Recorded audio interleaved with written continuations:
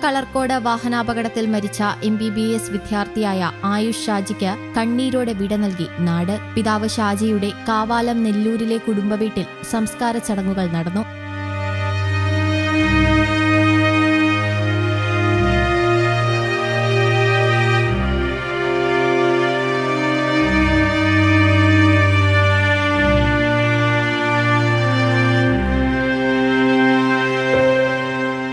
മുത്തച്ഛനെയും മുത്തശ്ശിയെയും സംസ്കരിച്ചതിന് സമീപം തന്നെയായിരുന്നു ആയുഷിനും ചിതയൊരുക്കിയത്. അച്ഛന്റെയും അമ്മയുടെയും സഹോദരിയുടെയും കണ്ണീർ കണ്ടു നിൽക്കാൻ കഴിയുന്നതായിരുന്നില്ല. ആശ്വസിപ്പിക്കാനെത്തിയവർ വാക്കുകളില്ലാതെ തൊണ്ടയിടറി നിന്നു.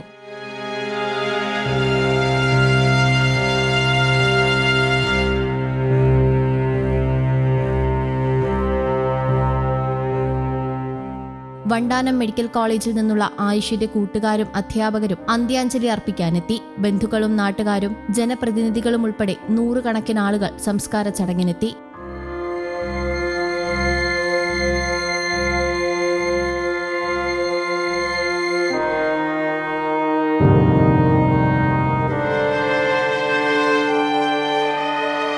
News desk, Kerala Kaumudi.